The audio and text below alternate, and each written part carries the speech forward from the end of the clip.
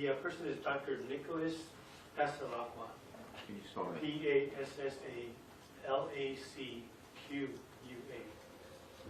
All right, and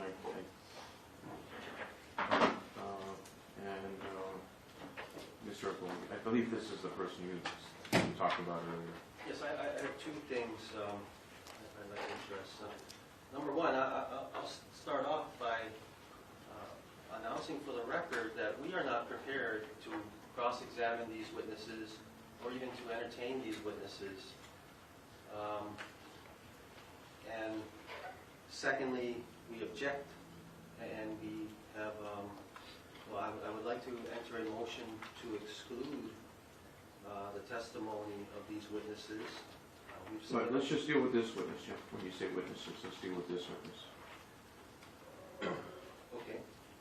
Well, in terms of the legal argument relative to exclusion of this witness, I am going to stand on the sites and authorities contained in our memorandum in support thereof.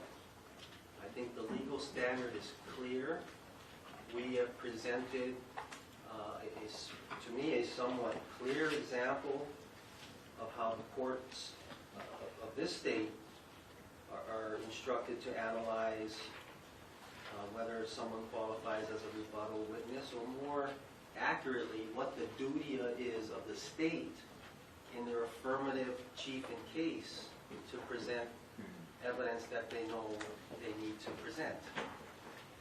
And I would just again stand on the arguments in that memorandum, in as much as the conclusion ought be in this matter that the state has had months of ample opportunity to address the issues that we think he's going to be addressing right here, because frankly we don't even have an offer of proof right now as to what is being Well, so let's hear Mr. Rivera's response, and I'll give you a chance to say something about it. Okay. Thank you, Your Honor. Your Honor, if the state would have presented Dr. Passalacqua early on, in addition with Dr. Rebecca Taylor's testimony, the argument by counsel undoubtedly will be as cumulative. Therefore, don't let it in. The state was not anticipating to have a person who had no formal training or education in pathology to come to court and say that the cut marks that were noted on the right mandible of Charlie Scott's jaw was caused, not only was it caused by a wild boar weighing between 150 to 200 pounds or more, but described that the scrape marks which our expert obviously testified that they obviously represent, because of the pattern, a scrape mark from a serrated edge, which is indicative of defleshing, to come and say that the mere fact that the animal pulls flesh off of that jawbone area, the bone is going to come and tear itself or remove itself from the rest of the bone, therefore leaving that pattern. Dr. Passalacqua will specifically, and here's how he's relevant. One, he used to work for the DPAA. He's the one that conducted the peer review of Dr. Taylor's report and analysis of the subject mandible. He conducts that peer review, and in conducting that peer review, he himself examined the physical, and they refer to the specimen. He himself examined the physical specimen and noted and concurred through the peer review process that Dr. Taylor's findings were accurate, and if he disagreed with them, he would have noted that. But he's going to specifically contradict the notion that when you peel flesh, or when flesh is defleshed or removed from the mandible, in this case Charlie Scott's mandible, it is not going to leave, it absolutely will not leave those pattern marks, and the bone will not come off with the flesh. That is so rare that it would only happen if there's a, he'll testify, if there's a really hard tendon in your kneecap, and that gets ripped off, and this happens in children sometimes, where part of the bone will come off with the tendon. as far as flesh coming off of the face and bone coming off, that is not going to happen. And he finds it utterly ridiculous for someone to suggest that bone comes off with flesh. And if bone were to come off with flesh, if that were to happen, it doesn't come off in that smooth pattern striations that we see on the jawbone of Charlie Scott. It would come off and it would crack. Bone wouldn't just be off, they crack. And there's no crack marks whatsoever. So that's one of the areas he will go into as a forensic anthropologist. And not only is he a forensic anthropologist, he's a board-certified forensic anthropologist, one of 115 that exists in the world today. In addition to that, Dr. Laufer's testimony with respect to the 4 scrape marks. And he was specific, saying marks 1 and 2, if we were to number them 1, 2, 3, 4 in sequence, 1 and 2 came from the same tooth of that boar he described weighing 150 pounds to 200 pounds or more. And lines 3 and 4 came from the same tooth from that boar, probably their front incisors. Dr. Passalacqua, he is now no longer the DPAA. He's a university professor at Western Carolina. And he will testify that those clearly are not wild boar teeth marks. He's got some photographs, he's got some research that was peer reviewed and that's relied on upon experts in his field, and he will show photographs of what scoring or teeth marks from a boar would look like. And in addition, he will testify that those marks are indicative of a sharp edge. Now, and another thing that the defense expert testified to is in his opinion, there was no V patterns to those 4 marks on the mandible. Again, marks 1, 2, 3, 4 that was listed in that sequence. Dr. Passalacqua will testify those are V patterns. It doesn't mean it's a V where you write the word V the way we would in the penmanship style V, but it's clear that the base of the cuts are narrow and the surface of the cuts are broad, which the defense expert agreed with at first, and then later on started acting like he's confused when the state mentioned base and surface and said he didn't know what we're talking about, but he said there was no V pattern. Dr. Passalacqua will specifically rebut that, saying there's a clear V pattern there, and it looks like the V patterns in the other photographs that he has of where there are cuts in bone. With respect to another research and experiment done with forensic anthropologists in his field and peer-reviewed and accepted by his profession. So those are the specific areas that he will discuss. He will also clarify some areas with respect to the physical,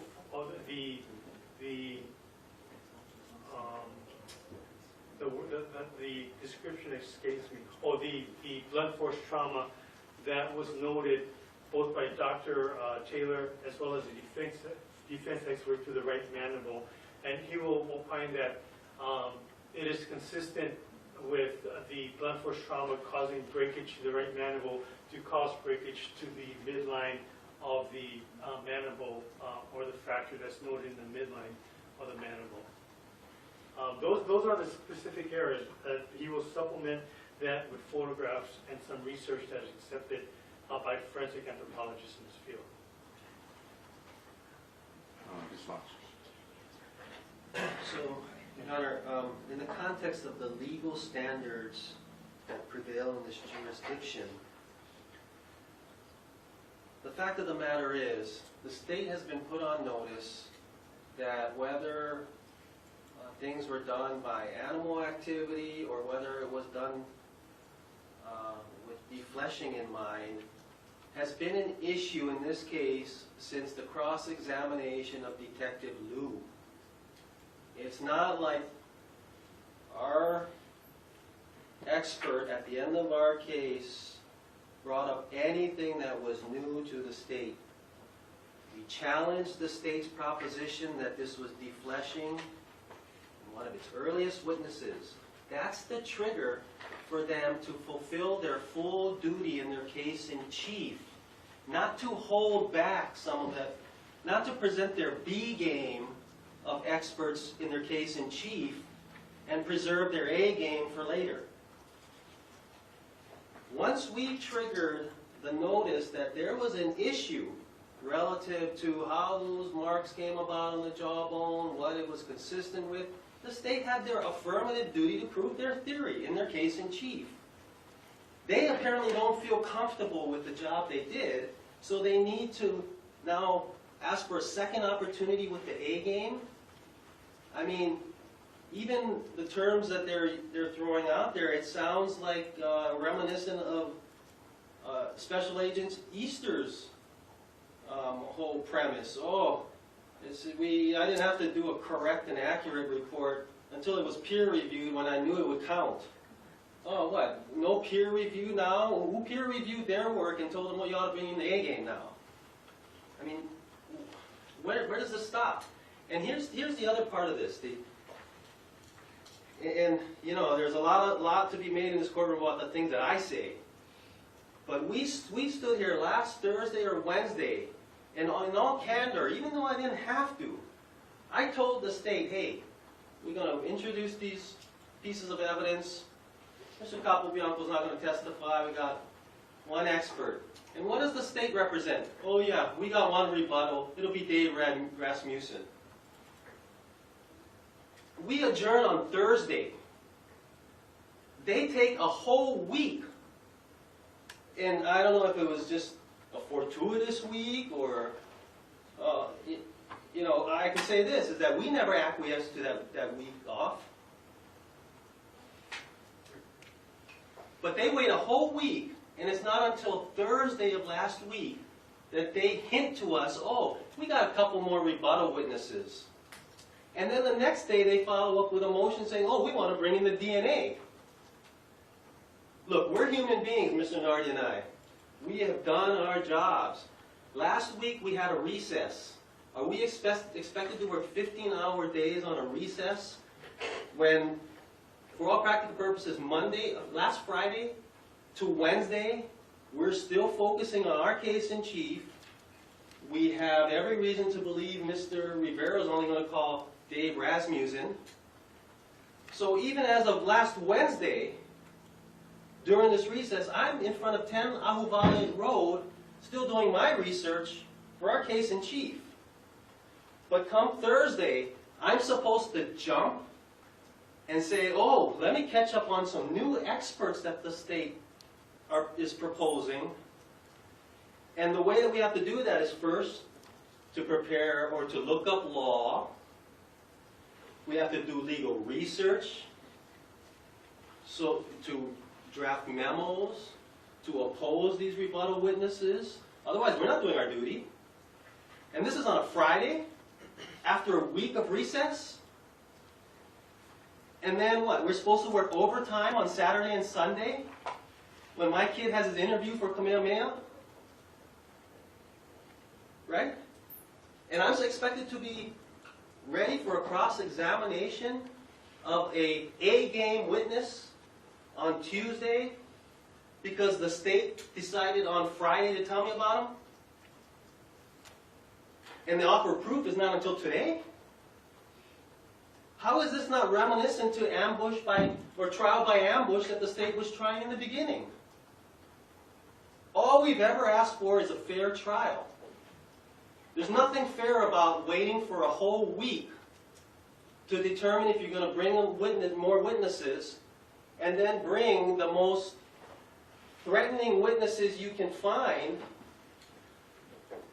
and then expecting us to be ready in one workday?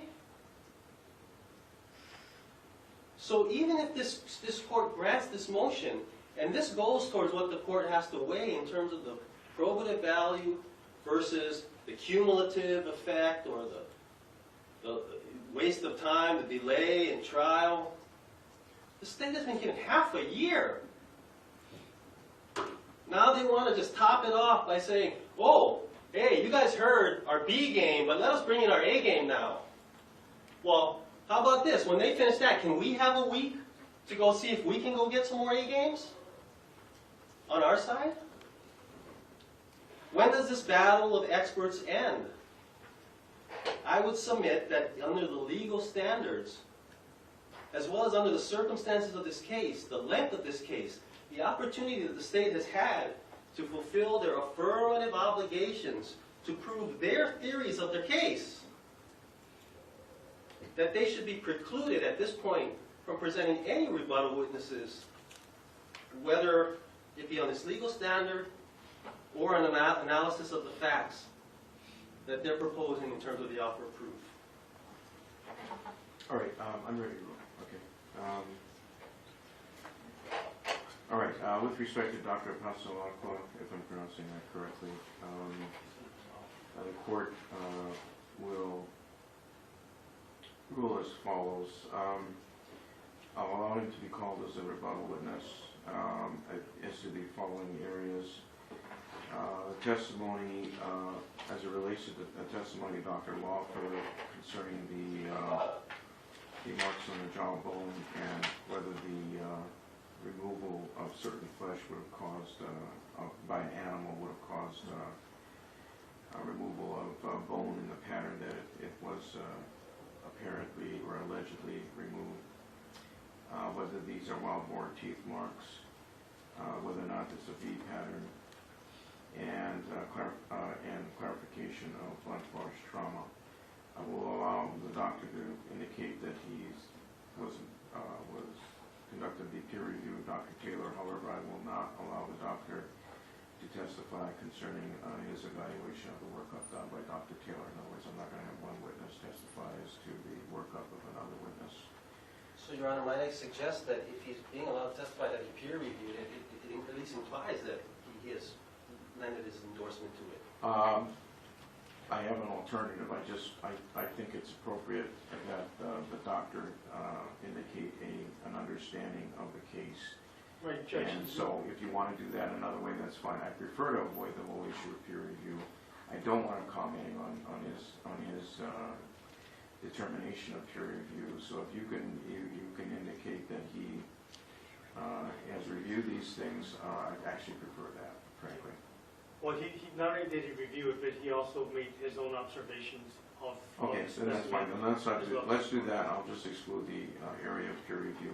I will also note for the record that one of the considerations here is that Dr. Lawfer testified, at least my understanding is that he testified without presenting any type of, or preparing any type of report. And so,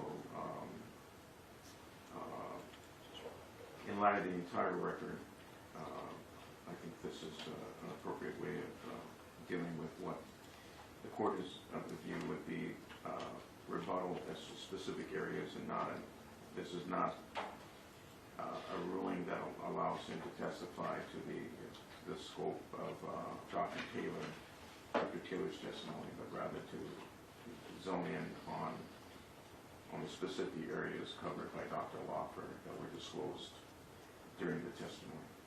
All right. So Now, I'm sorry. Is the state allowed though to lay foundation for his expert testimony? obviously, yes. Thank you. Yeah. And You'll have to be, yes, I will allow that. And expect that, frankly. yeah, to save time, can we just do that all at once for the jury, or do we have? I would prefer to do that in the interest of time.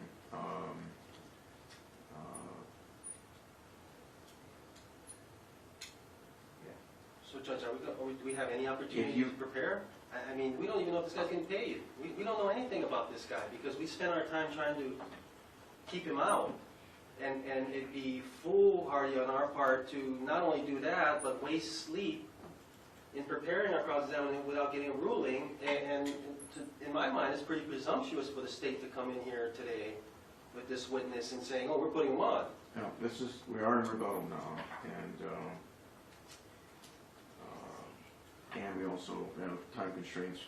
And by the way, the break that we just took was because of unavailability of 8 jurors. But at any rate, it wasn't at the request of the prosecution. Even on that, Your Honor, wait, please. So, and we have a time constraint with respect to this witness, so I feel it important for us to proceed. Thank you. All right. let the record reflect we are proceeding with on a witness that we were provided notice that would be testifying last Thursday, the 17th. And that was just a letter saying, hey, here, his CV is ready for copying, and we're going to present this witness. Okay, that's last Thursday. Thank you. And that's not even during the day, that's probably the end of the day. Then we have one business day, Friday, and then Monday that we were supposed to have prepared for that person. This court is forcing us to proceed without adequate preparation. I'll just have that noted for the record. And Mr. Rivera, make sure this is rebuttal. I don't want to have, you mentioned areas you're going to be focusing on. Right, you know, the state Those was are all really- the appropriate Right, rebuttals. the state was specific in what it represented. We're not going to have a rehash of Dr. Taylor's testimony. No. Okay.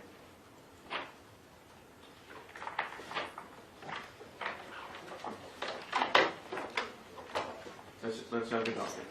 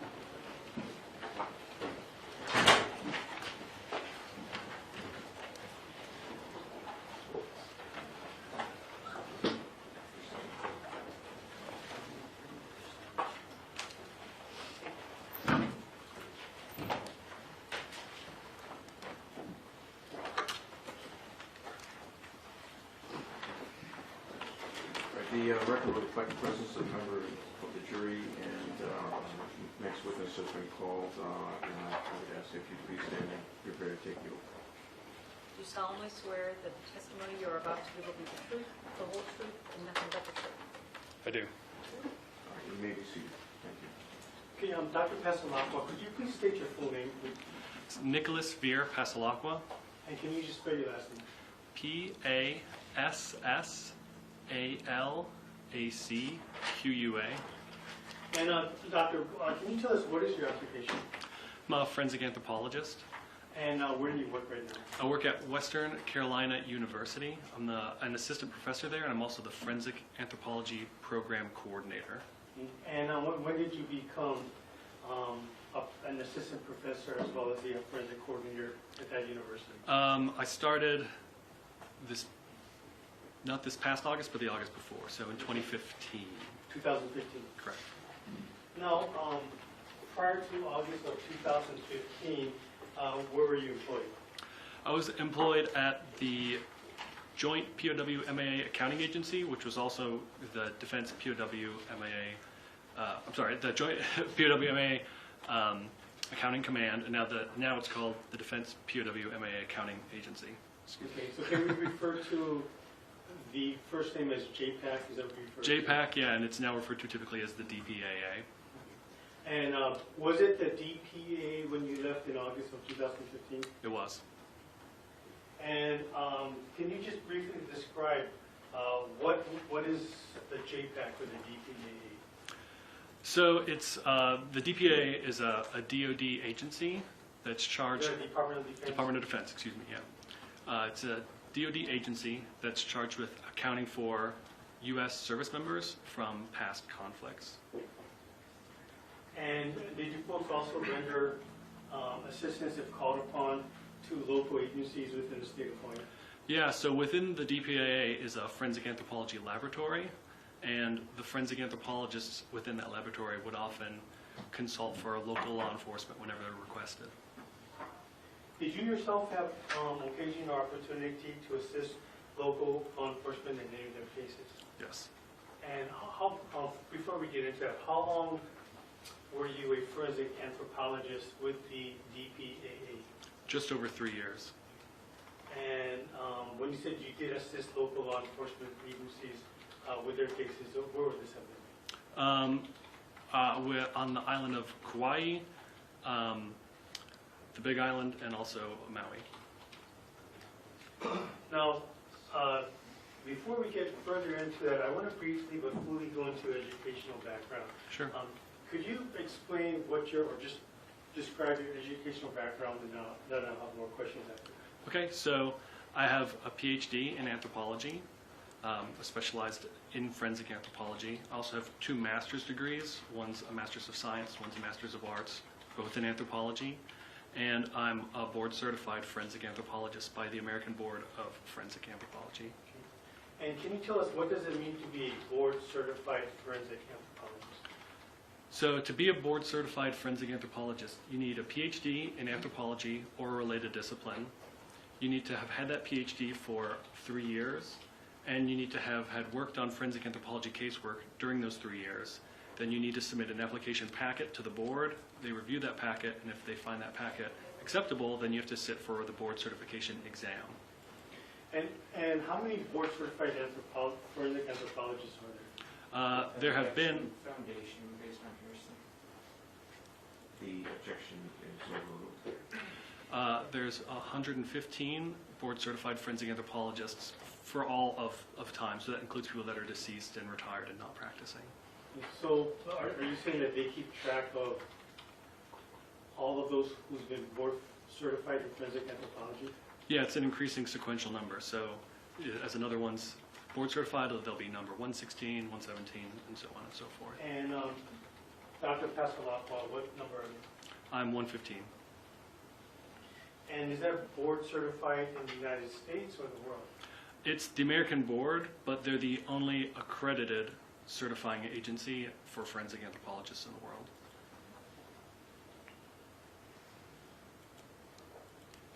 And when did you get your board certification in forensic anthropology?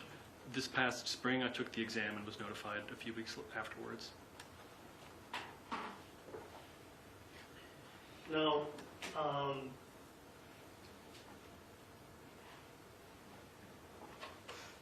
as a pursuant to having a PhD as well as now being board certified in well, before being board certified in forensic anthropology, did you publish any works or research?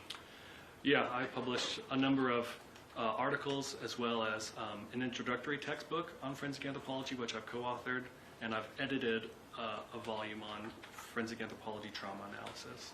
Okay, let's start off with the textbook you just mentioned. What type of textbook is that? It's for like an introductory undergraduate level course in forensic anthropology. And in that course, is that one of the courses you teach now? At the, It is one of the courses I currently University? teach. Yep. Does that course cover an area involving carnivore damage to skeletal remains? Yeah, that would be under what we call taphonomy, which is kind of like what happens to bodies after death. And so we would cover it within the taphonomy section. It's covered within the taphonomy chapter of that textbook. Okay, and does that textbook, is there any discussion or covering with respect to the to sharp force trauma? Yeah, within the trauma analysis chapters of the textbook and course, relatively. Okay, and let me get back a bit. When I use the word carnivore damage, and you said it's taphonomy? Taphonomy, yeah. Taphonomy, I'm sorry. Taphonomy. But what does carnivore damage mean? It means usually damage to the remains during some type of scavenging activity by some type of carnivore. So it could be, vultures or wild dogs or whatever type of carnivores altering their remains after death. Okay. And with respect to sharp force trauma, what is that referring to? Typically refers to marks that are created by either knives or saws in bone. And when you said you co-authored that, did you base, I guess, the authoring that textbook based on your experience, your education, and your training as a forensic pathologist? Anthropologist. I'm sorry. Yeah. Sorry, forensic anthropologist. Yes. Okay, thank you. Now you mentioned, did you have any other publications with respect to skeletal trauma analysis? Yeah, I have had a few of them related to blunt force trauma analysis that I've co-authored, and maybe one discussing dismemberments with sharp force trauma. I've also had a publication co-authored about motorboat propellers and about how to interpret the trauma from them, whether or not they are sharp force trauma or not.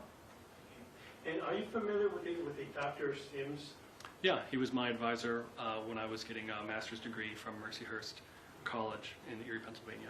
And what type of course or training did you receive from Dr. Sims?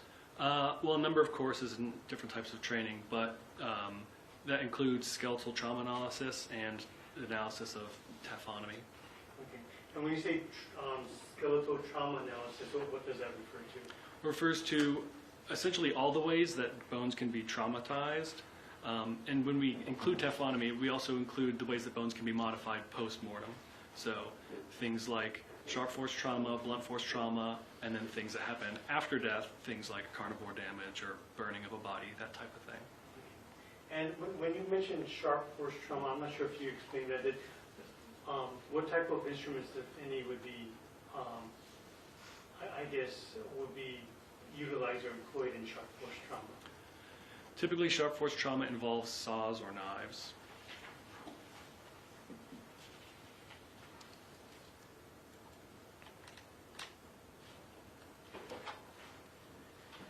Now, are you familiar with a person by the name of Dr. Rebecca Taylor? Yes, we were colleagues. And are you familiar with that person? Well, we were colleagues at the DPAA. Now, did you have occasion,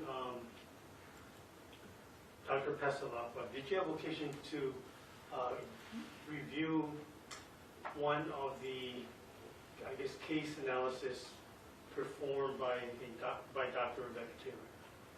Yeah. And just referring to, before you came here to court, did you have a chance to review the report or the case analysis that I'm referring to? Mm-hmm. And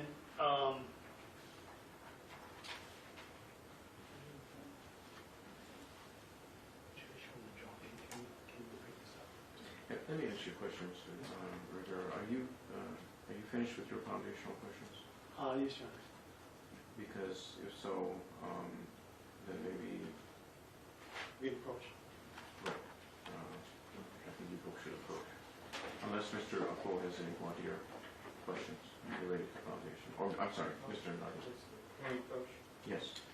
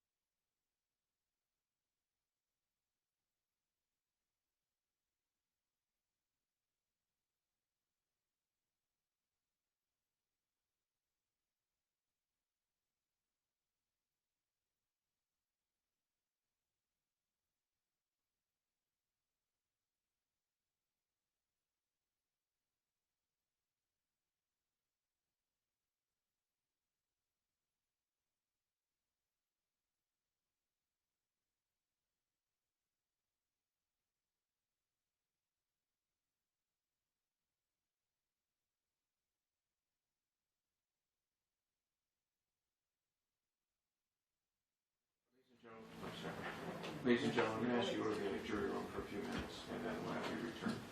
Thank you.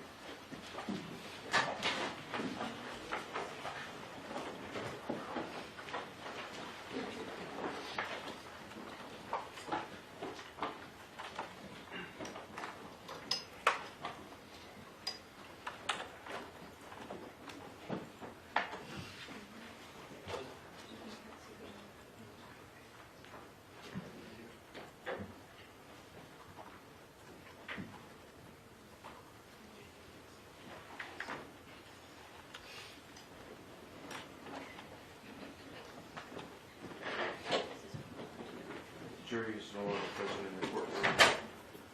Mr. Rivera, as to the specific area mentioned by Mr. Nardi, do you want to ask any more questions about that specific area? Yes, Your Honor. Oh, okay, all right, that's fine. Well, I'm sorry. Otherwise, I turn it to I'm Mr. sorry, I'm not sure which specific area of the court. The area of in relation to carnivores. Yes, Your Honor, please, thank you.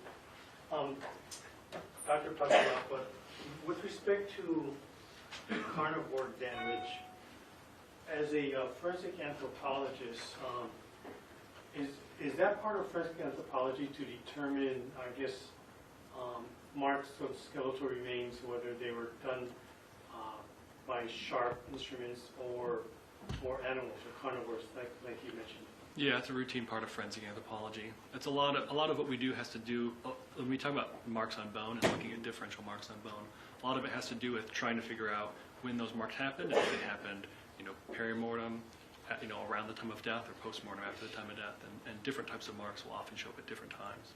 Okay. And does it also entail what would have caused those marks, again, whether they're sharp instruments or carnivores? Yes. And is that study included in your training, education, and experience as a forensic anthropologist? Yes. And as a forensic anthropologist, have you observed, carnivore damage to skeletal remains? Yes. Is that something rare or common in your field? It's relatively common. As far as sharp instrument markings or damage to skeletal remains, is that something that have you experienced that in your field of forensic anthropology? Yes. Is that rare or is that common as well? It's probably less common than carnivore, but it's still fairly common. So you've been exposed to both through training, education, and as well as field experience? Correct. And are you able to distinguish between the two? Yes. And is this based on your training and education as well as your experience? Mm-hmm. Thank you, Doctor. I have no further questions. Mr. Nardi, you may proceed. Thank you. With regards to carnivore damage, what kind of animals are we talking about? Well, technically, anything that consumes soft tissue, you can kind of consider to be a carnivore. The most often encountered are things like dogs and coyotes. It really kind of depends regionally where you are, the types of carnivores that you'll encounter when you're dealing with human remains. Okay. Have you done any studies yourself on carnivore damage? No. So everything you've learned from carnivore damage has to do with what other people have reported? Or things that I've experienced throughout my casework history. Such as? Just different cases that have carnivore marks on them. Well, what kind of carnivores created those marks? Again, they were all canids, things like dogs and coyotes, in my experience. Actually, and vultures as well, from my experience. Okay, which you would agree are quite different than pigs. Yes. And you haven't mentioned pigs yet. Correct. So what experience do you have with regards to damage caused by pigs? Specifically pigs. So in my experience, I haven't seen any marks that have definitely been caused by pigs. But I'm also familiar with published peer-reviewed literature that has to do with pig marks on bone and how pig marks can be differentiated from other types of carnivore marks. Okay, so the only thing you rely on with respect to the pictures you were just speaking of, those were not taken by you? Correct. You got them from some journal article? Well, depending on the picture you're talking about, one is a published book chapter and one is a published journal article. Okay. And you weren't there when the pictures were taken? Correct. You don't know whether or not those were set up or the actual picture from the damage, correct? I don't think I understand your question. You don't know if those pictures were staged. I mean, they're from a very well-respected, board-certified forensic anthropologist. I mean, it would be incredibly unethical to stage pictures like that and to try to pawn them off as real pictures. What if it was to show an example of them? Well, so, I mean, first of all, the pictures that I'm talking about in the Berryman article, if that's the one you're referring to, that's a case study, so it's definitely not something that would have been staged because it was an actualistic case where they had very strong reason to believe that these pigs that were all around were the things that caused those damages to the bones. And so it would be incredibly unlikely that it would be staged based on the circumstances of that case. Okay, and did you provide that article to the state? Yes. And when was the first time you discussed this case with the state? Wednesday, probably late afternoon East Coast time for me. Okay. And that case study, those are domestic pigs, correct? I believe so. And doesn't really even, you say pigs, there's nothing in there that indicates there were multiple pigs, is that correct? In that article, I don't recall if they discussed that it was, I mean, there were multiple pigs, as I recall, there were multiple pigs around. As to whether or not multiple pigs consumed those remains, or if it was just one, I mean, I definitely can't say, and I don't think that the author of that article could definitely say, oh, it was just one pig or it was multiple pigs. Okay, and that article was essentially someone's observations of a single skeleton that was found near a pig pen, correct? Yes. And there's another article that you also gave to the state, correct? Yeah, I believe you're referring to the Blumenschein et al., 1996? Yep. Yes, and that article had nothing to do with pigs. Correct. It was strictly, which you had said before, canines, correct? Yes. I mean, well, carnivores. I don't know if it was specifically canines or I don't remember exactly. And I'm sorry, the damage that was caused to the bones were caused by the canine teeth in those articles. Is that correct? Well, I mean, canines are a specific type of tooth, so I don't know if they were only talking about those specific type of canine teeth. Most canids, like dogs, they have carnassial teeth, so a lot of their teeth are kind of more pointed and sharper than like a human's tooth. And so to be able to say this is definitely a canine versus a carnassial, it's not really within the context of that article.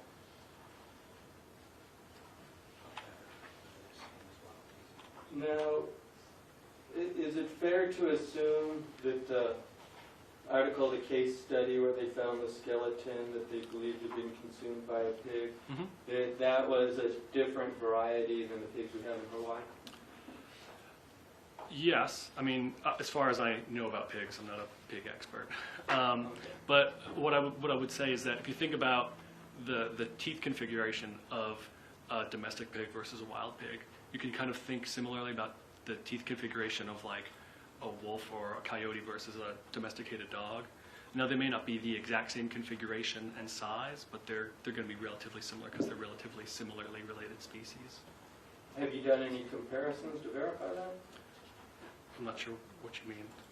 Have you compared the teeth patterns of any domestic pigs with the pigs that are found here in Hawaii to see that your premise is accurate? I have never compared pig skulls to specifically look at the teeth configurations. And how would you describe the incisors of a pig tooth, front top? I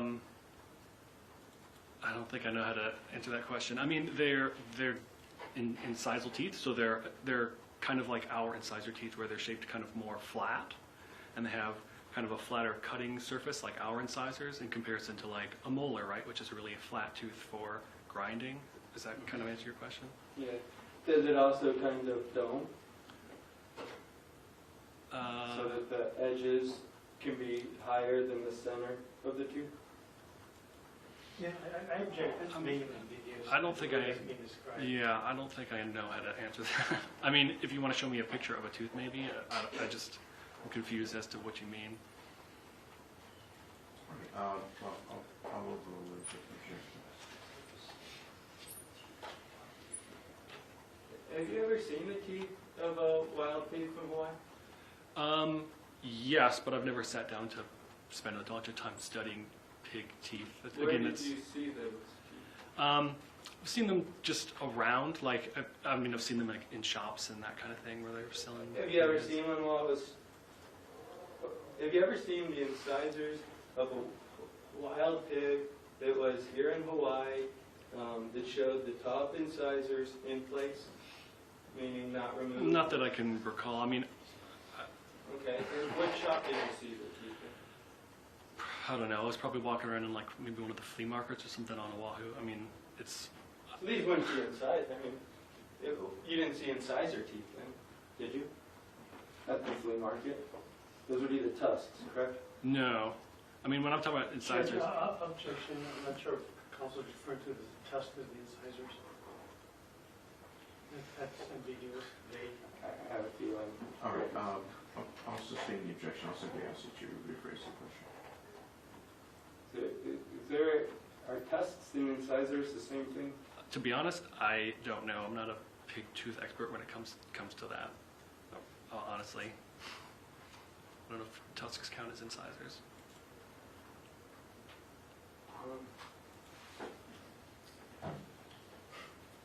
All right, given, no further questions. All right, Given that, yeah, I strongly object. All right, thank you. Anything else? Just briefly, although you answered a question from the defense lawyer saying that you yourself didn't do any comparisons or study pig teeth, are you able to do you rely on the research of other forensic anthropologists who have? Yes, routinely. And the article that you provided, how are you, I guess, how can you, as a board certified forensic anthropologist, how can you rely on these two articles as being accurate? Well, I mean, they're published peer-reviewed articles. So one is peer-reviewed within a journal, and the other one's reviewed by editors, and then published as a chapter in a book. And so it's essentially how all peer-reviewed published science, at least within anthropology, that's the vast majority of all that, and how that works. And so that's kind of the body of literature that all anthropologists and all scientists use to make all their justifications and conclusions and research is based on other published stuff. Sorry. So basically, you're here today to say what these two articles say, because that's the only experience that you're bringing to the table, is that correct, with regards to pigs? With regards to pigs and like the types of like marks that pigs might leave on a bone, that's essentially the extent of my experience. Yeah,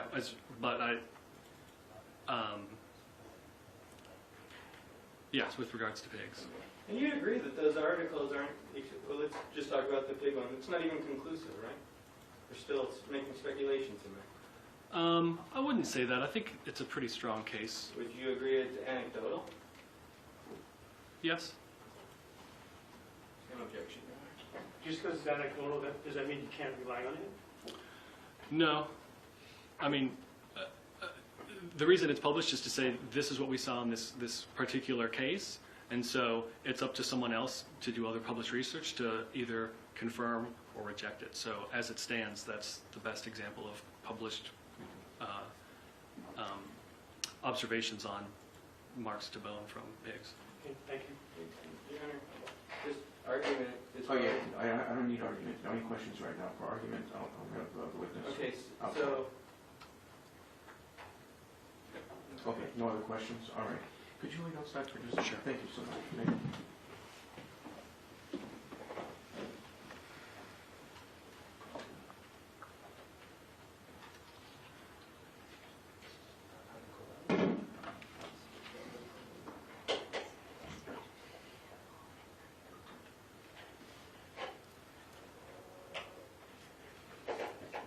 All right, the witness is already present in the courtroom.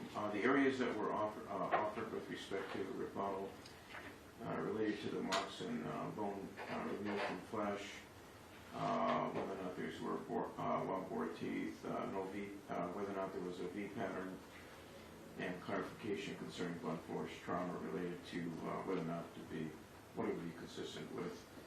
And based on what I've heard, I'm just going to give you, in the interest of time, I'm going to give you folks an inclination here. And my inclination, although I'm I'm not suggesting anything negative with respect to the doctor, but in the court's view, the testimony relative to it not being well-bored teeth marks, the court is inclined to exclude. I am inclined to find the witness duly qualified as an expert in the field of forensic anthropology and to testify to the other areas. Anything you want to say, Mr. Rivera, about what you've argued? Your Honor, he is of opinion and would testify if allowed that those are not carnivore marks or teeth marks whatsoever at all, because they That I think would fall under the class of the type of marks and whether or not bone can be removed by flesh. But although forget about that part. But in terms of the type of marks, because his testimony, as I understand, is going to deal with shark versus carnivore. What I'm talking about is a specific area that you mentioned relative to wild-boar teeth.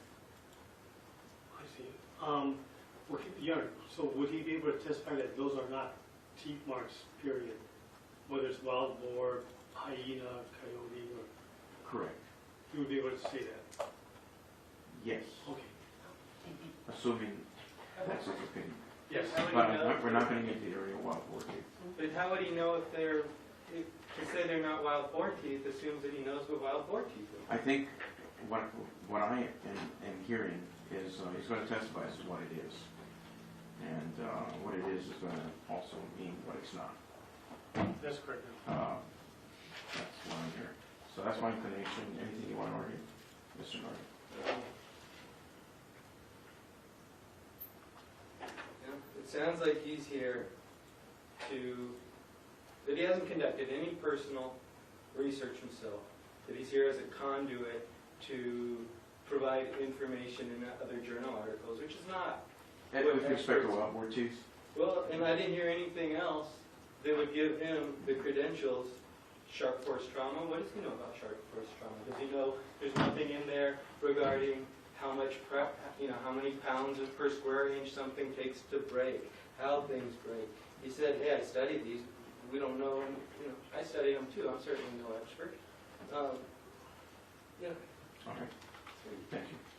All right, the court will find by reason of skill, knowledge, education, training, and experience of witnesses and duly qualified to testify as an expert in the field of forensic anthropology, and I will allow him to testify as an expert in direct opinions with respect to provided they're testified to a reasonable certainty within the field of forensic pathology. I'm sorry to say it, forensic anthropology. As to those specific areas that the court is authorized in rebuttal. What about the pictures that were mentioned that you took from some journal article and have no idea what they are? No, I don't think that would be necessary because that all relates to boar teeth marks. If it relates to, I'm hearing this as he's going to opine that those marks are caused by some type of sharp object, which would exclude, by implication, the carnivores, and I'll allow that. If there are pictures to deal with that issue, that's fine. What I'm excluding is the wild boar teeth. Yes, sir, and we don't have pictures with respect to wild boar teeth. All right, just let him know that so he doesn't get into wild boar teeth, and then we'll get started. And just for purpose... I was given a picture of, I believe it's a scapula with wild boar scoring, so that's not necessarily accurate. Those are domestic pigs. Right, which is what I'm objecting to. Teeth isn't wild boar scoring. Okay, all right. I should, look. Pig teeth. My understanding of the thrust of this is going to rebut Dr. Lawford's testimony. Frankly, his qualifications relative to this area are shallower than this expert's qualifications, in my view. But at any rate, I really don't want to get into you can distinguish carnivore in general versus sharp mark, but I don't want to get into pigs and wild boar, so I should have said pigs as well. what I want you to, what you're gonna do is rebut what Dr. Lawfer has testified to, that these are animal origin versus are, and you could do that, okay, in rebuttal. Thank you. Your Honor, this time the state would, for purposes of this 104 hearing, the state would move into evidence. This is as marked as State's Exhibit 450 for identification. This is a copy of Dr. Pasalapo's curriculum vitae. Okay, for purposes of the 104 hearing only. All right, Yes. so, all right. It wasn't That's fully one. gone over, it's hearsay. Frankly, not It's for the relevant. 104 hearing, Your Honor. This is the one you received last week? Yes. I don't know, I assume it is. Well, take a look at it.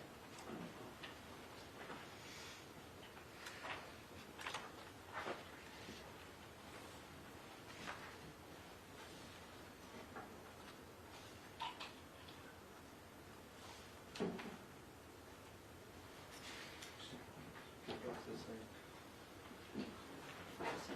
4, 5, 6. Let me see.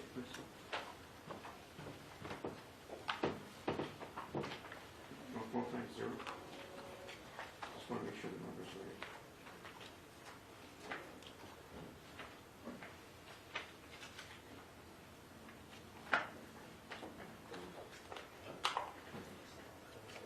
The other weird thing, Your Honor, given the court's ruling, if he doesn't know about pig teeth, I'm going to cross-examine him. The article he's referring to talks about parallel lines and other things Dr. Lawfer testified to, and I certainly don't want to open the door.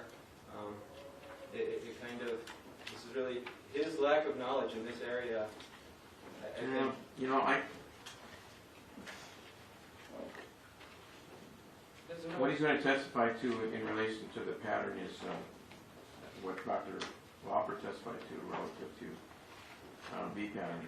And That gets right back into, this is the same thing that Dr. Taylor presented.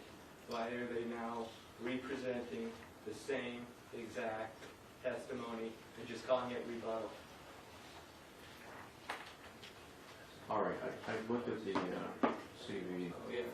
and for purposes of the 104 hearing I'll receive State's Exhibit 450 marked by identification. Thank you. Okay. And again, Your Honor, if I could, the state can inform the defense as to how much this guy's being compensated. There's a matter of motive, something that the state had got into with Dr. Judge, why, first of all, we don't have a number, but why would the state be required to tell them when they can just ask them themselves? Well, Robert Kennedy once said, why not? You know, just like, why don't you just let Why not? Because I don't know what. You don't know. You don't have an arrangement. There's no fee arrangement at this time other than he will get compensated, but there's been no fee worked out. Then that's the answer.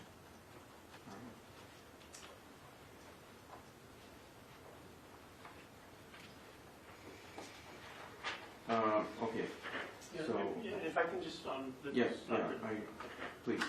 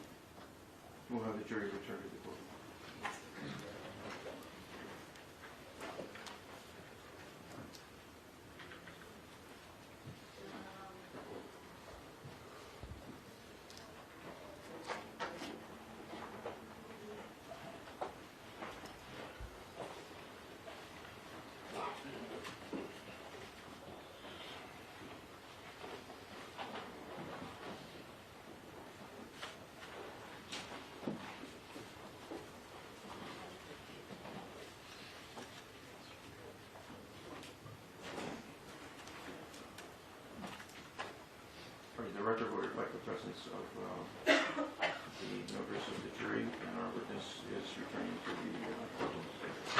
And you may be seated. Do you understand the jury's going to vote? Yes, sir. Thank you. You may continue with your examination. Thank you. Yeah, good afternoon again, Dr. Pasalapa. I think before the recess, my last question to you was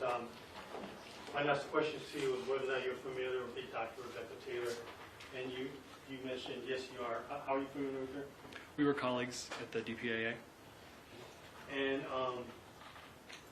and I think my last question to you is, did you have an occasion to, I guess, review a case analysis that she prepared for the Maui Police Department?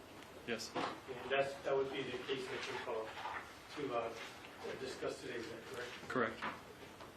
Now, can you describe when you reviewed Dr. Taylor's case analysis, can you tell us how you went about doing that? Yeah, so it's very routine in the DPA to review casework. And so essentially I would get a copy of the report. Jack, is there relevant? You know, he's going to describe what he did. It would. I will overrule the objection, but provide instruction that focus should be what he did, not in relation to anyone else, but just what he did. Yeah, without speaking about any practice within the DPAA, I'm just going to ask you specifically, what did you do in reviewing Dr. Taylor's... In reviewing this case. In reviewing this particular Sure. case only. Sure. So I examined the specimens personally when they were at the lab, the DPAA. Oh, first of all, did you review a report? Yes. Okay. And after you, could you tell what the, without giving us any names or anything, just generally, what did that report consist of? Objection. Was it just words? Okay, I just need to know what his database is, basically. Let's just find out what it is. Okay. What part of the database is reported? I just want to just get some basic foundation. Right. That's what I'm understanding you're doing. All we need is a list of what it is that you review. Okay. And after you reviewed the report, what did you do? I reviewed the report and the remains themselves. Okay. And when you say the remains themselves, do you know what the remains consisted of? They consist of the remains that are mentioned in that report, predominantly fragments of a human mandible, and then a few of the other facial bones, and then an unidentified piece of human long bone. And when you said you reviewed it, did you physically review those specimens? Correct. And do you refer to that as specimens? Yeah. And I'm going to show you what is in evidence as State's Exhibit.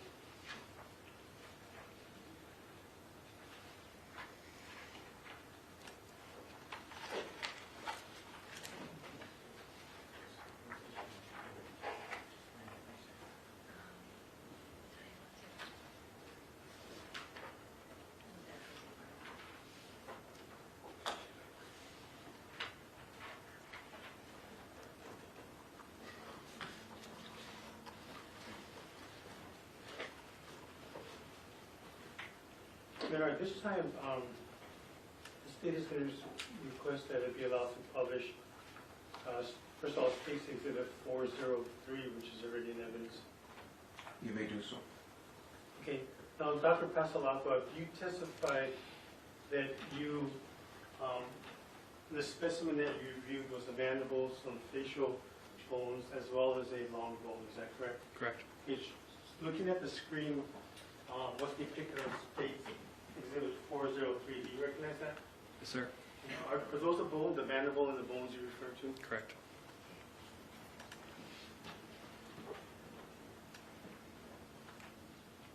And now turning your attention to, I'm going to show you State's, you're under permission to publish the exhibits that go from State's Exhibit 403 all the way to Permission. 4010, or 410. Permission granted. I'm showing you State's Exhibit 407. Is that an accurate picture of the mandible that you reviewed of the same specimen? Yes. And now, referring specifically to State's Exhibit 410, do you recognize that as well? Correct, yeah. Okay. Now, what side of the mandible is this on? It's the right side. And I want to refer you, first of all, to the, can Dr. Pastelacqua step down? He may step down. There's a pointer there if you'd like to use it. In fact, I prefer that you do use it. I think it should be right in that corner, right to your left. All right, and then you'll just need to be careful of the vantage point for the jurors. All right, okay. Where you are now is good. Okay. Now, Dr. Pastelacqua, when you conducted your own observations of the specimen here, can you tell us what irregularities or injuries you noticed here on the right mandible or jawbone? Sure. So first, there's the very top part of this ramus here is absent, and this is a pretty classic perimortem blunt force fracture that we can kind of see these margins along here. All right. And when you say perimortem, what is that again? It's at or around the time of death.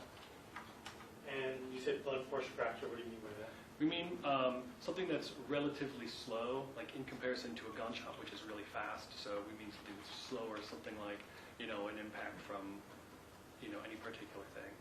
And looking at that fracture, can you tell whether it came from, I guess, the outside, meaning right to left, or from the inside, left to right? Yeah, so it's kind of hard to see from this picture, essentially, but what we're kind of looking at is we can look at tension and compression in these kind of like really small parts of this fracture. He's already qualified as a forensic anthropologist. The objection is overruled. Okay, he can tell us. So we look at where tension and compression are occurring in this fracture, and what we do is we look at how the bone would be bending and then failing. And so it's pretty clear that what happened is you have a force that's moving from right to left in this direction, and then the bone would be bending and then failing from that directional force that's going this way. And is there anything specific within that fracture that you indicated that's at the top left portion of the screen that would show that it would have bended from the right to left direction? Yeah, so what this appears to be is we appear to have compression right in here, and you usually have compression on the, so as something is being impacted, like I'm hitting this right here and this is bending, you're going to have tension on the opposite side where the bone or this piece of wood or whatever is being pulled apart, you have compression on the other side. So if we're seeing compression here, it's telling us that the force is hitting here and you're having tension failing on the inner part of the mandible and compression on the outer part of the mandible. So is there a missing piece on the ramus or on the mandible there that signifies that? Yeah, so this right here is sometimes referred to as a blunt force fracture notch, where you have a notch of bone that's kind of failed in compression, and then you would have a spur on the opposite side that's missing here that would be from that same fracture line. Next, I wonder, next to the fracture, is there any other irregularity that you notice? Yeah. With respect to the right mandible? Yeah, so there's cut marks here, here, here, here, and here. So this is all really kind of indicative of pretty classic sharp force trauma. And what do you look at when you do a diagnosis of sharp force trauma? What lets you know that that's sharp force trauma? Right. So typically for us, the easiest way to tell if something's sharp force trauma or not is by the shape of the defect that we're looking at, within bone. And so when we're talking about sharp force trauma, usually from knives, we're talking about something that has a beveled edge. So if you think about a knife and how a knife comes down to a really thin point, it has that really thin point because the edge has been beveled, right? And maybe only one side's been beveled, maybe both sides have been beveled. But it's that beveling that creates this really kind of classic characteristic V shape that you'll see in cut marks, specifically caused by knives. And so those knife marks are usually very thin V-shaped cuts. Now, when you say V-shape, does it mean it's symmetrical? It has to be in the same degree, like a V would if you were to write the letter V? No, when we talk about V-shape, we kind of mean relatively to something that might be U-shaped or might be squared off. So when we talk about like a saw, for example, a saw has a very square blade, so when a saw cuts, it creates a really square 90-degree kerf mark in bone, unlike a knife, right, which creates like a very thin V-shaped cut. Do the angles in a V shape have to be matching? No, they don't have to be symmetrical or parallel. Because it depends on the type of knife, right? Because only one side may be beveled. You don't have to have both beveled edges to have it be a knife. I'm going to show you another view of the right mandible that's going to be depicted in State's Exhibit 412. Now, are you familiar with this photograph as well? Yes, sir. And have you seen this before? Mhm. Now, in this photograph, it is a V shape depicted in, well, first of all, can you tell us what are these 4 marks that we see here in State's Exhibit 412? So these 4 marks are the same 4 marks that we were seeing in that previous image. So this is kind of a... Let me go side by side with the photograph.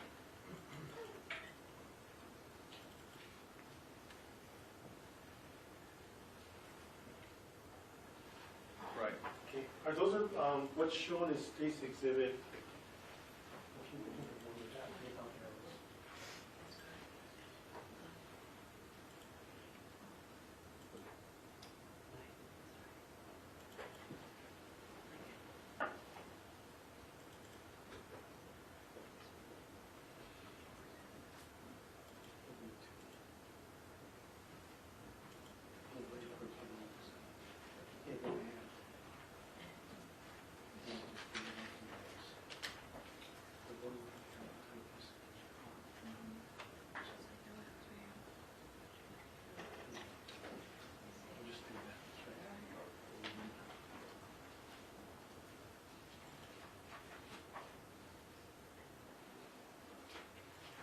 Sorry, just a second.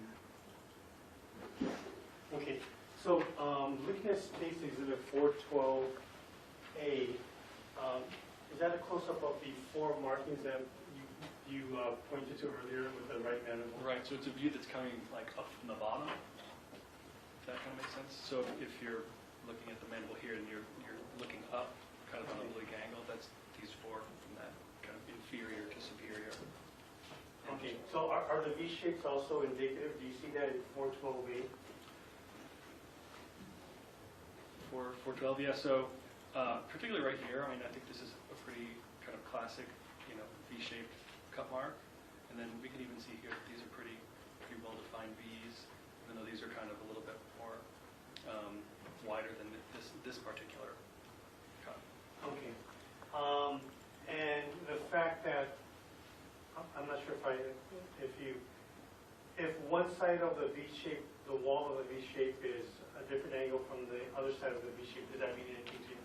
It could be indicative of what side the blade is beveled on. It kind of depends on the angle of the cut. So there's a few different factors that can go into that. Now, showing you, I'm going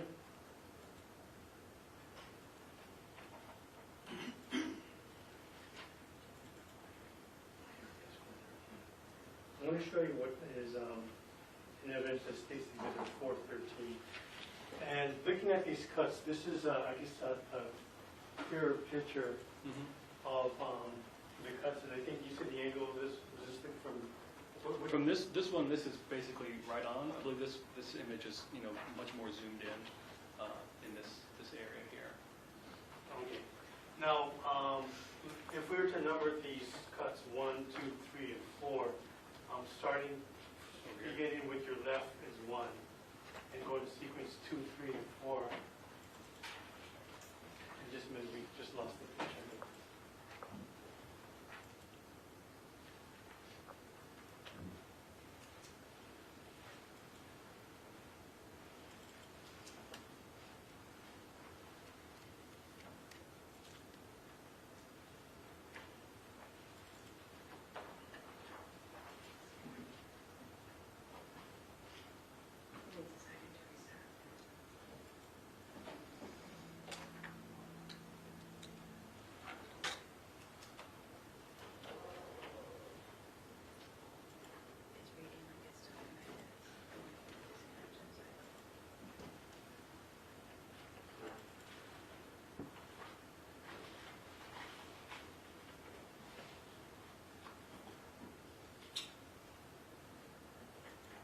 Okay, let me just ask you this question while I'm trying to get the picture back up there.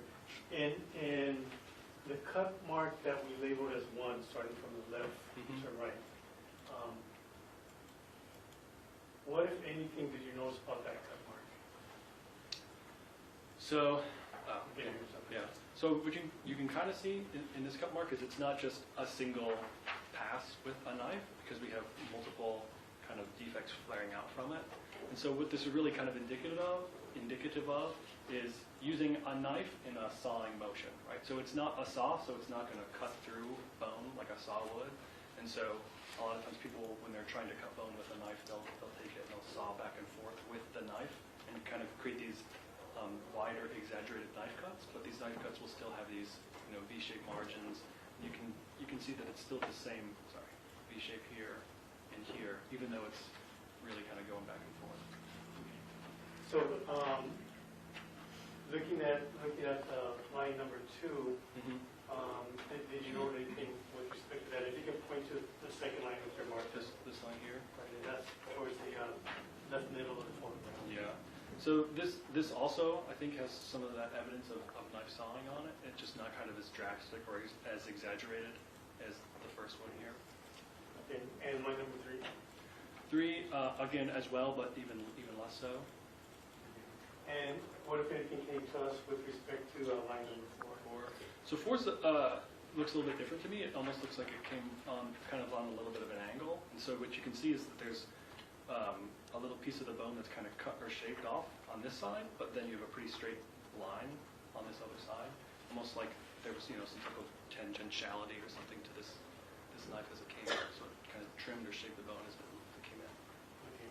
Now, as a forensic anthropologist, based on your training, your education, and your experience,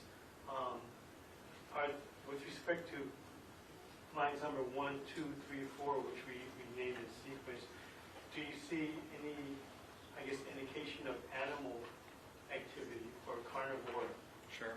markings on any of those 4 lines? Yeah. Let's start with that. Remember The objection is overruled. Okay, please tell us, are there any evidence of any carnivore markings on these lines? Yeah, so I don't observe any evidence of any carnivore damage to this mandible. Typically, we think about the difference between a tooth mark versus a knife cut. Like I was trying to say earlier, we have these knife cuts that are very thin, narrow V's, whereas because that knife edge is so thin and sharp and beveled, whereas a tooth, even though you might think of teeth as fairly sharp, when you actually look at a tooth, they're not nearly as sharp as a knife, right? They're never going to compare to a knife. And so tooth marks are typically much more shallow and U-shaped in comparison to knife marks. Now, as a forensic anthropologist, do you rely on, the research case studies of other forensic anthropologists? Yeah, routinely. And you said routinely. Mm-hmm. And how do you, how can you, be assured or be confident that when you review the research of another forensic anthropologist that you can rely on that? It's through predominantly the system of peer review, which is kind of the foundational nature of most scientific research, not just within anthropology, where I, as a professional, write a research article, I submit it to be published by some journal, it's reviewed by other scientists within this discipline, and they say, yes, this is good science, or no, it's not good science, and if they agree that it's good science, then it would be published within these scientific journals. Before coming to court today, were you able to do some research, that would compare, sharp knife marks to carnivore teeth marks on skeletal remains? Yeah, so I'm aware of an article that discusses exactly trying to tell the difference between cut marks made by knives in bone versus carnivore tooth marks in bone, and the accuracy and reliability of individuals to do that. And where did this article come from? It's published in a journal. I believe it's the Journal of Archaeological Science. And is that journal and the article within that journal peer review? Yes, I believe so. Yeah, when you say peer review, can you explain that a little bit more? Yeah, so again, it's reviewed by peers, usually meaning if I'm an anthropologist, it's reviewed by other anthropologists that have similar specialties to me. And so, for example, I wouldn't be peer reviewing something on DNA in another journal, right? I would only peer review other articles that have to do with human bones, typically specifically towards forensic anthropology.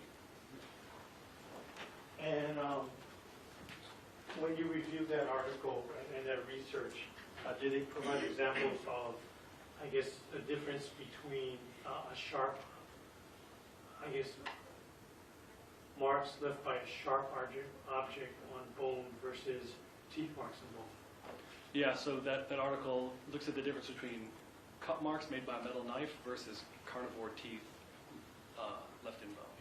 And then, Dr. Passalacqua, what was the purpose or the goal of that article? The goal of that article was to see how accurate observers were in being able to identify, is this a knife mark or is this a carnivore mark? And they also looked at these things called percussion marks, which really don't have to do with either thing, where they're kind of taking rocks and grinding rocks on bone. So they wanted to see how reliable can we tell the difference between these three things, and how accurate are we in trying to determine the origin of these types of marks. Okay, now you're using the term observers and we.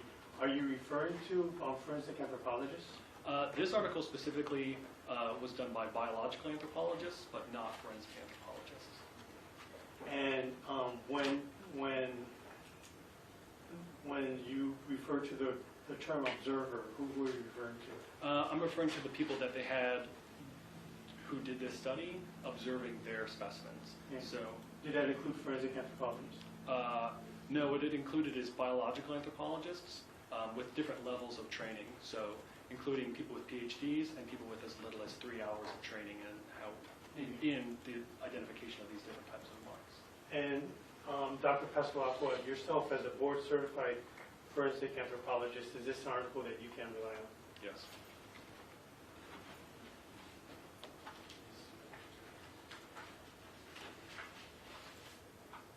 Okay, if you could please take a seat, and I have some exhibits to show you.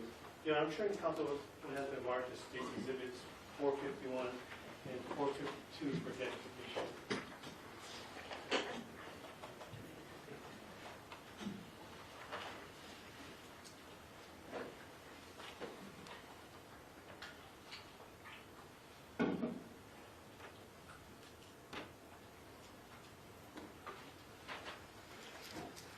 Intermediate approach. Images. Okay, Dr. Passalacqua, I'm showing you state's exhibits 451 and 452 for identification. If you could take a look at those, and I'll have further questions when you're done.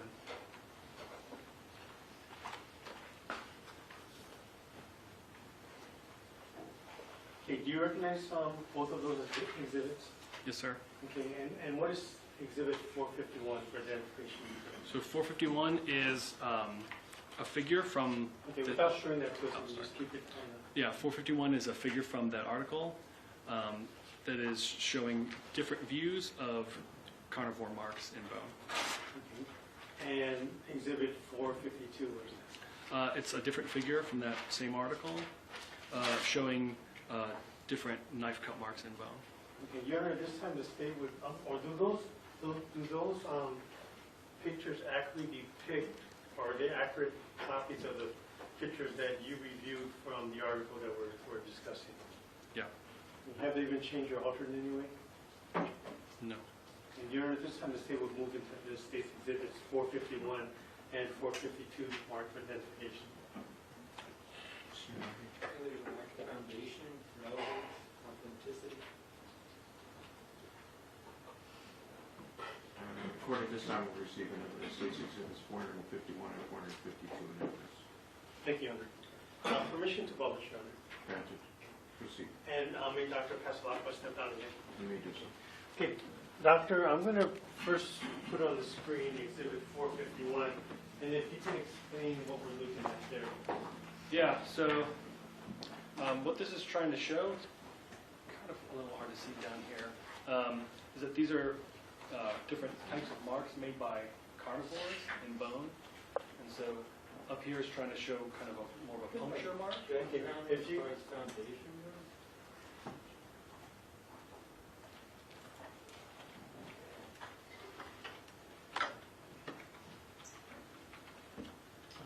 The objection is overruled. Okay, Proceed. you can talk, but let's, when we refer to these specific pictures, let's refer to the letter that they correspond to, so Okay. the court reporter can Sure. make an accurate. Yeah. report of that. So specifically within the image label B, this is trying to demonstrate what a puncture might look like from a carnivore's tooth in bone that just kind of comes straight down into the bone. And then, And I'm sorry, just to familiarize the jury with these series of photographs, is the picture that's shown in B, how does that correspond to the picture that's shown in A? so this is a close-up of where this kind of, it's really kind of hard to see, but there's a little paper arrow kind of here on these different pieces of bone. And these little paper arrows are pointing to the enlarged images on the other side. Okay. And so going down to the image that's depicted by the letter D, what are we seeing there? So D and F both are depicting more kind of score or maybe call them drag marks based on these different carnivore teeth, where the teeth hit the bone and then they, drag or score along the bone, and they leave these different types of marks that way. Now, when you say score marks, so what do you think? Can you explain what you mean by score marks? Yeah, so when a tooth might impact the bone, but it doesn't, unlike B, right, where the tooth comes in, it stops, it doesn't move, it just kind of crushes into the bone a little bit and punctures it. In these cases, the tooth impacts the bone and is dragged along the bone surface, creating a score or a line or a groove in the bone. And so is, what's shown in the photograph in D, that's an enlargement of C, is that correct? Yes, I believe so. Okay, and is that a score mark? Yes. And then looking at F, what do we see there? See some score marks also, so it's kind of hard to see in this image here, but you can see there's a score here, and then also here. Okay, I think that's.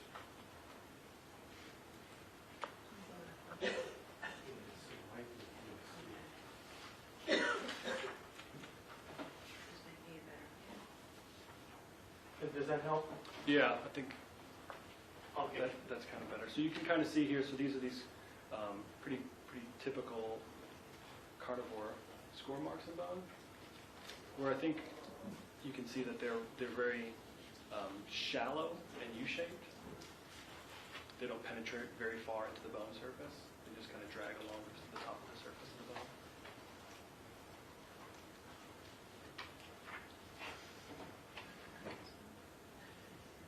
Yeah, looking at D, now that's enlarged. Can Mhm. you see it a little closer? Yeah, so D is kind of, you can almost think of it as like a transitional between that first puncture and then the second score, where you have a little bit of like, what almost looks like so some of the like crushing to the bone here, where the tooth probably came in, impacted, and then dragged down. So it's not just it's not a total just score mark, it's a score mark that also has some kind of like fragmentation of bone a little bit in its top area. Now, I'm going to show you what's been admitted as State's Exhibit 452. And can you tell us what we're looking at here? Yeah, so it's a similar array of photographs. Okay, So- let's start with the photograph D, and I'll go ahead and enlarge that for you. So similar to the other one where the left side is the bone and then the right side is kind of a close-up of these little marks. So these are cut marks made on bone with a metal knife. And you can see that in these cases, these lines are much more thin and narrow and deeper. And you can't quite tell, but I think one of the other ones, you can see that they have a V shape to them. I think it might be one of the next images down.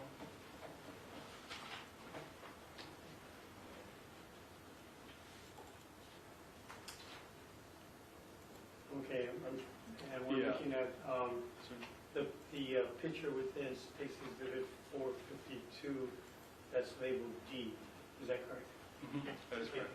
Can you tell us what we're seeing here? So again, this is a knife cut mark in bone, and we can see the kind of this classic V shape to the knife cut. We can also see that it's thinner and deeper than the carnivore damage to the bone. And the last picture there that's labeled F.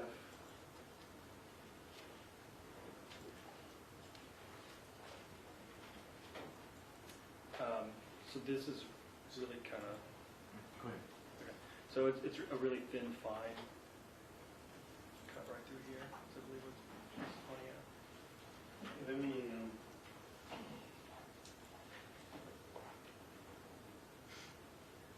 is that where you're indicating? Yeah, in this area here. It's fairly pixelated over here.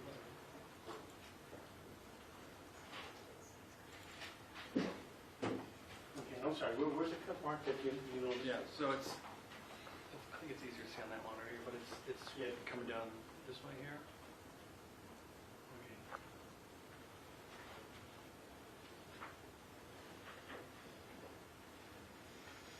You know, on that last photo, it might be best to get something on the record, because on the record reading right here is not going to Okay, adequately describe where it is, so.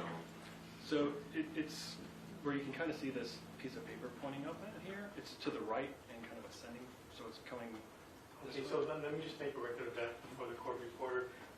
You were indicating to, I guess, the point where that piece of paper, which is an arrow, and that's located towards the middle part of the screen, is that correct? Correct. And you're going in an upward motion to the upper, I guess, going to the right a little bit. Yeah, I mean, the cut itself is probably coming down this way. Okay, the cut itself is to the right of the middle of the screen, is that correct? Correct.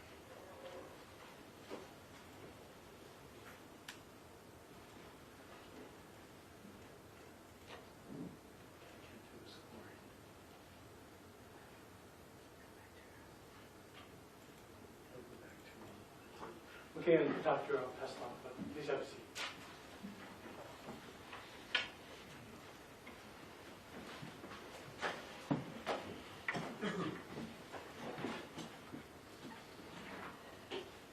Okay, returning again with what we looked at earlier, which is Space Exhibit 410. You've already discussed the, I guess, the 4 lines that are in the middle portion of the mandible, is that correct? Yes. Okay. Going to line number 4, you know, we number from 1 to 4.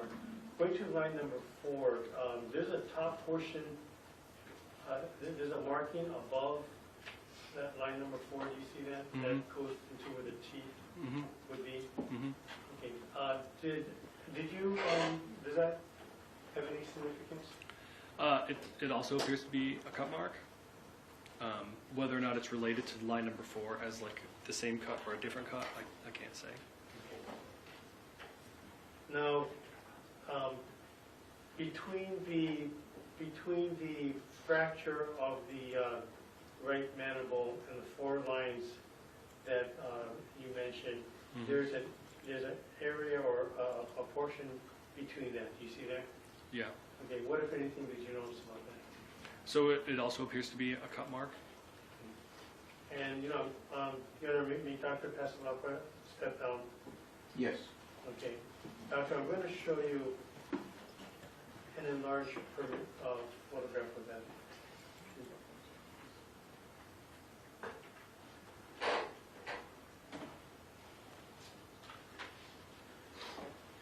Okay, looking at exhibit 414A, what is the relation with exhibit 412? So it's an enlarged version of this area here on the right mandible. Okay, and just for the record, I'm going to, you pointed to, you indicated to exhibit 410, and on the mandible, you indicated to the left portion of the mandible. Is that correct? The right portion back here. Yes, the right portion of the mandible. Okay, so let's go to,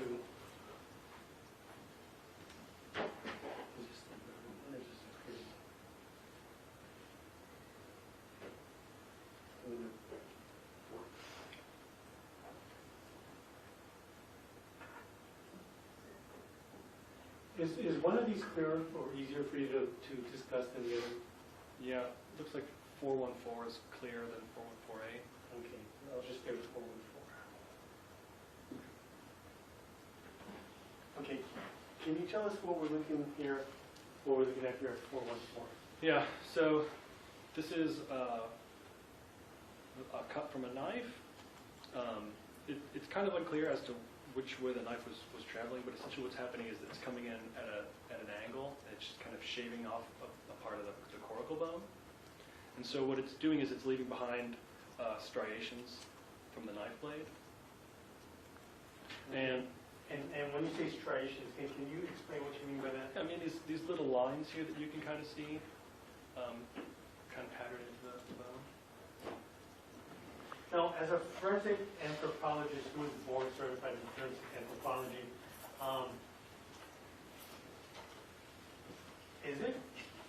if you're to remove a piece of flesh from the right mandible that is shown here, would it leave these type of marks there? Bone should come off with that flesh. The objection is overruled. You may answer the question. Please answer that question. Would, if you, well, first of all, when you remove flesh from bone, does bone come off with the flesh? No. I mean, when you talk about removing flesh from bone, like if you were going to cut it off or pull it off, Yeah, pull it just off. as flesh, right? Pull it off. So if you're going to pull it off, if you think about the flesh like ripping off from bone or any part of the body, right? The flesh is going to rip and come off because the flesh is weaker than the bone. And so the only time you would have, like, you would pull tissue and have bone come off with it is if the bone itself was weaker than the tissue and it broke instead of the soft tissue being pulled off. Okay, so in this case, with respect to the mandible, is the bone on the mandible, especially in this area, weaker than the flesh? It shouldn't be. Would you expect bone to come off with the flesh if flesh is being removed? No. How about if flesh is being scraped by a serrated edge? If the flesh was being scraped by a serrated edge? With the blade touching the bone. I mean, if the blade is touching the bone, you would expect it to leave a mark on the bone. And what kind of mark would it be? If it was coming in really angular like this, and it was, in this case, if assuming that's what this is, right, it would be cutting into the bone more. You're going to get some of the bone being shaved off, and you're going to have some of these lines and striations and stuff from the blade. Are you familiar with the term pattern marks? Or pattern, a pattern? Pattern? Yeah. Yeah. What is a pattern?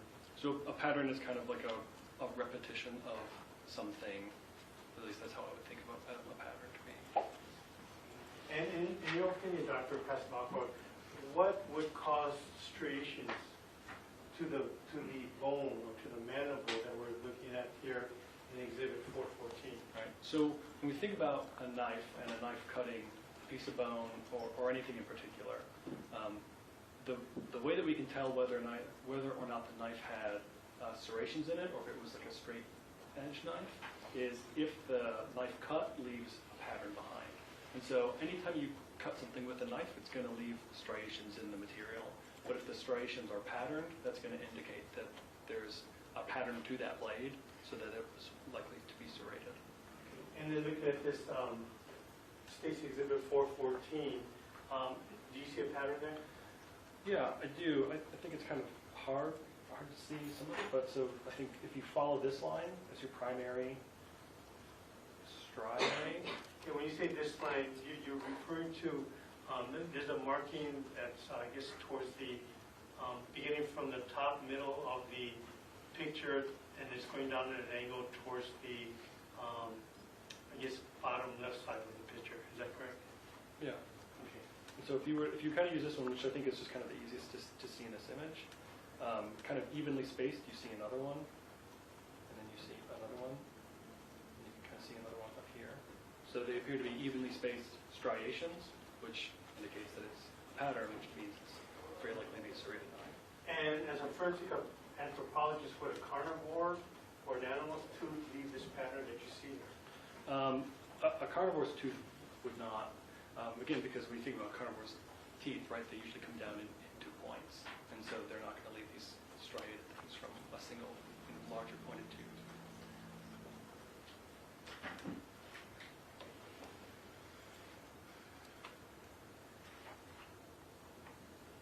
Okay, you can just have a seat.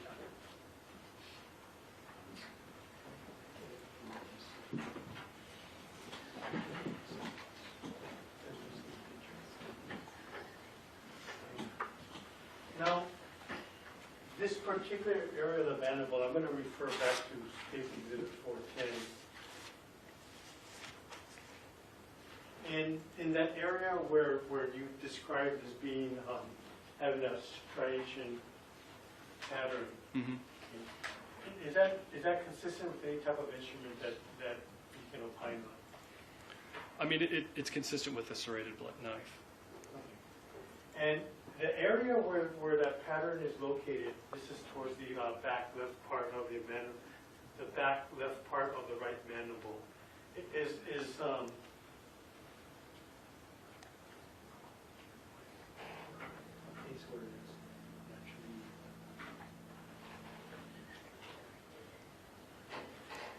Is that an area where there's a naturally occurring divot in the bone?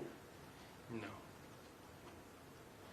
And as a bone specialist, what would, You're not the bone specialist? No, that's a forensic- It's improper, you don't object to the strike. The objection is sustained. Motion granted. as a forensic pathologist, what do you folks do with respect to bone? Anthropologist. I mean, I keep saying the wrong way. It's okay. As a forensic anthropologist, what, if any, things do you specialize with respect to bone? So we specialize in the search, recovery, and examination of bone. And is there any natural divot within the bone that is on the mandible that you're aware of?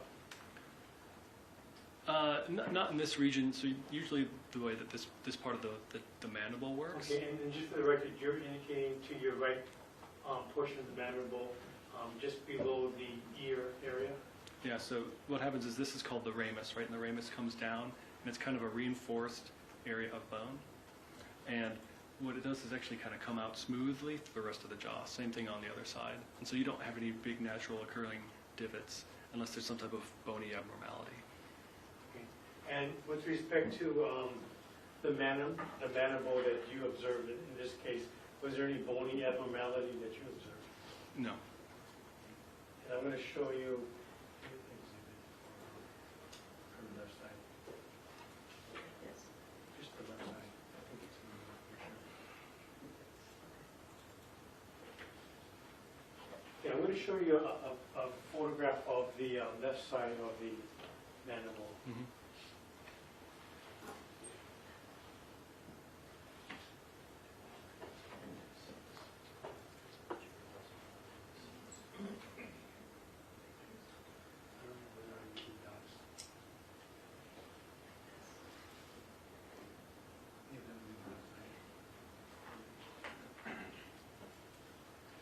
Okay, I'm showing you what is in evidence in State Exhibit 234.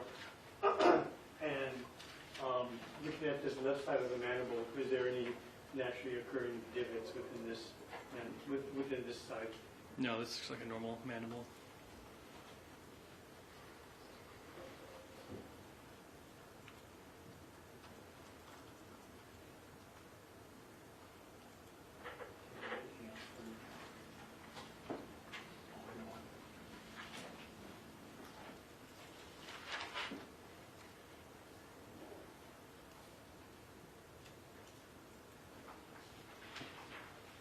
I'm almost done here, Dr. Capobianco. With respect to the fracture that you observed to the right mandible.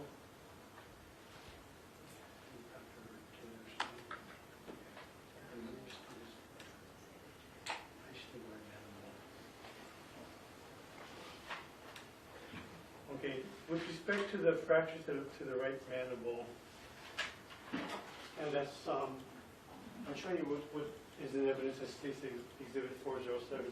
You already testified about the fracture to the right side of the mandible. It was a, I guess, a right to left type of force, blood force, correct? Now, looking at states Exhibit 407, the fracture that's towards the middle portion of the mandible as it's put together, do you have an opinion as to what could have caused that fracture? So this is also a perimortem blunt force fracture, but as to whether or not this is the same impact or different impacts, I can't say anything about that. Well, is it possible to cause a fracture to the midline or the middle part of the mandible with I guess blunt force being applied to the right side of the ramus area? Objection, reading. Yeah, this is a, The objection is overruled. You may answer the question. please answer that. Sure. So I would say it could happen from either side. If you think about the mandible as this kind of like horseshoe-shaped unit, if you're pressing in on one side, all that force is going to get channeled kind of into the middle part of the mandible where that fracture is. So it's a really common place for the mandible to fracture, getting impacted from either side. Okay, well, in this particular instance, though, did you notice any damage to the left ramus or the left mandible? No. Or any fractures to the left ramus or left mandible? No. Okay, so based on that observation, is can blunt force, I guess, blunt force trauma to the right side of the mandible cause a fracture that's depicted towards the middle in cases with a 407? Yeah, it definitely could be from a single impact. I just can't say if it is or if it's multiple impacts.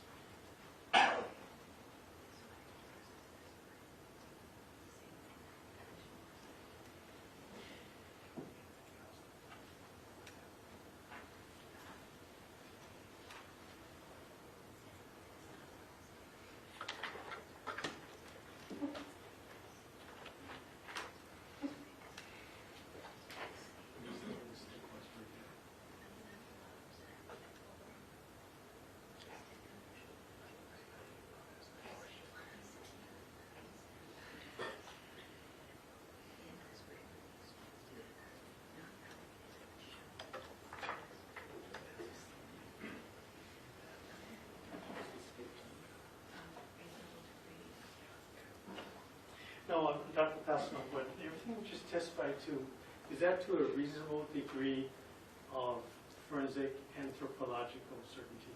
Yes, sir. Thank you. No further questions. We'll take a 5-minute recess at this point. There is a recess.